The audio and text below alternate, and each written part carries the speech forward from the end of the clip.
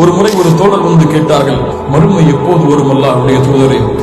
அல்லாஹ்வுடைய தூதர் ஸல்லல்லாஹு அலைஹி வஸல்லம் தொழுகை முடிந்ததற்கு பிறகு கேட்டார்கள், மறுமை எப்போது வரும் என்று கேட்ட நபர் எங்கே? அப்போது அந்த தோழர் சொன்னார், அன யா ரசூலல்லாஹ், நான் தான் கேட்டேன். அல்லாஹ்வுடைய தூதர் அந்த சஹாபியை பார்த்து கேட்டார்கள், அதற்காக என்ன தயாரித்து வைத்திருக்கிறாய்? மறுமை எப்போது வரும் என்பது கேட்பதை விட அதற்காக என்ன தயாரிப்பை வைத்திருக்கிறாய்? அவர் சொன்னார், அல்லாஹ்வுடைய தூதரே, அதிகமான தொழுகைகளோ அதிகமான நோன்போ என்னிடத்திலே இல்லை. இல்லா இன்னி அன்னி யுஹிப்புல்லாஹ வ ரசூலஹு, ஒன்றை செய்கிறேன், அல்லாஹ்வையும் அல்லாஹ்வுடைய தூதரையும் நேசிக்கிறேன். அல்லாஹ்வையும் அல்லாஹ்வுடைய தூதரையும் அதிகம் நேசிக்கிறேன்.